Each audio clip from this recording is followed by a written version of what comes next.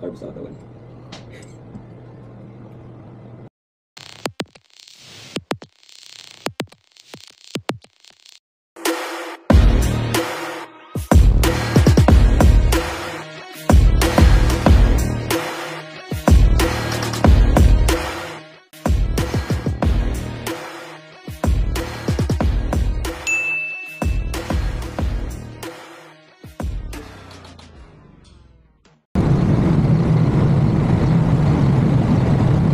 Valenzuela traffic.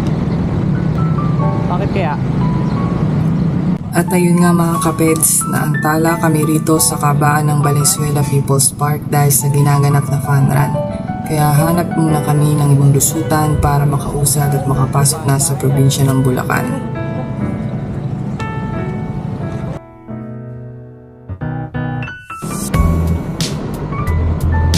Tamang pedal lang sa biyahe dito sa may Kawayan, Bulacan dahil sa maluwag at maayos na kalsadahan.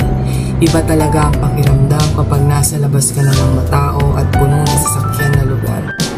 Tipo na nabunutan ka ng tinig at mapepedal mo ng malaya ang iyong bisikleta.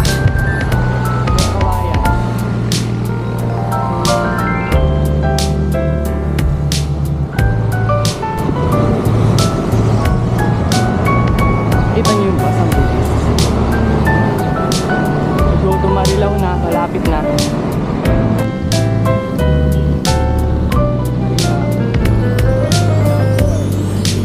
Ang aming destinasyon ngayong araw mga kapeds ay sa Apalit, Pampanga at ang mga kasamahan ko ay nauna na. Lagi naman eh. Hindi, dahil sa kagustuhan ko mag-video sa aking biyahe at dahil din sila ay lalaro ng karera mismo sa Apalit sa Barangay Balukok.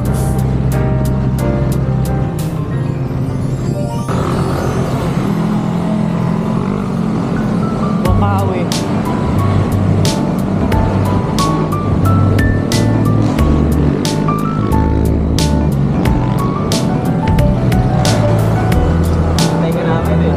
Ang tagal ba? Alam ko naman yun eh. Tara!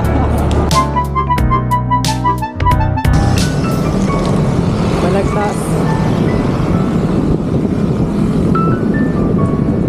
Mabuti at maganda na ang kapatagan dito sa parte ng Bulacan, di tulad ng dati na sira-sira at ang daming lubaw na halos pangunahing iniinda ng mga siklista na papuntang norte.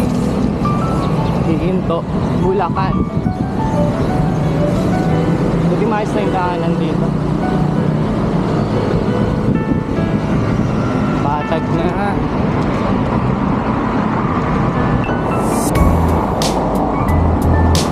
Here in Malolos guys, 33.9.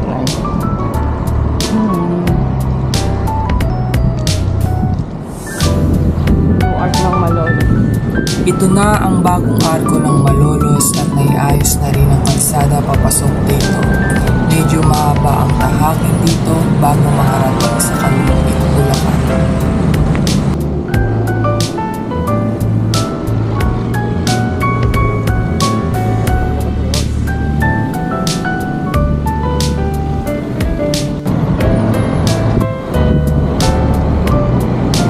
Ang haba ng Malolos.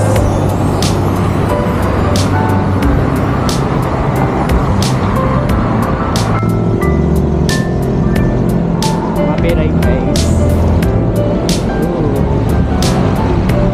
Sa bike lane lang tayo.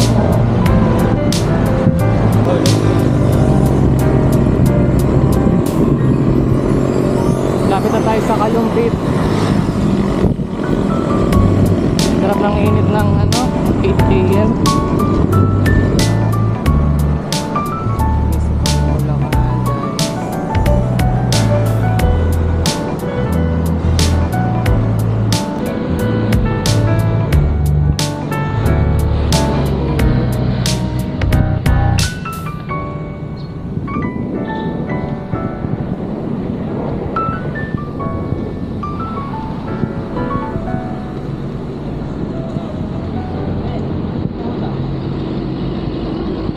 Malolos City.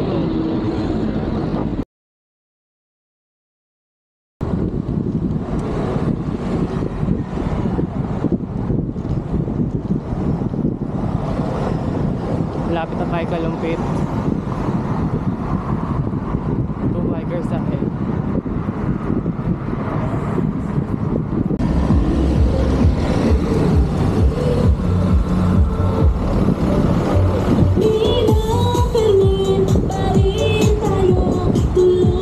We are now entering Kalumpit. Ito yung boundary ng Malolos at Kalumpit. Lapit na tayo sa Apalit. Kalumpit.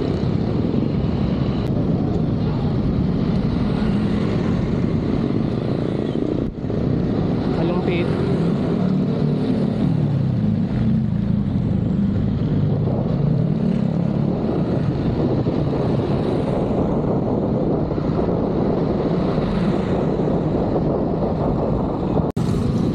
Kaunting padyak na lang mga kapets at nasa arko na tayo ng Pampanga at sigurado ako ay kumpleto na ang grupo na naghihintay doon.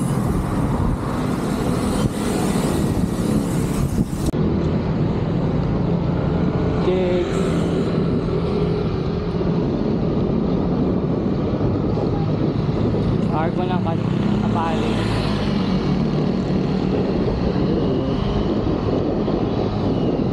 Diba? 8 AM at andito na ako sa arko ng Pampanga. Palit na guys.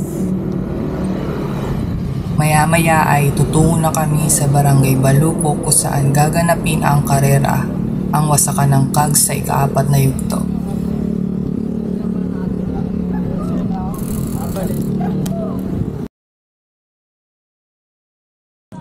Ito ang lugar kung saan gaganapin ang karera, maluwag, maaliwalas at walang masyadong sasakyan. Hindi mo maiinda ang init dahil sa ganda ng kapaligiran. Hindi naman ito kalayuan mula sa arko at dahil sa unang pagdalaw dito, hindi na ako nakapag-video at nagtanong kami sa mga kasabayan kung saan banda ang barangay na ito.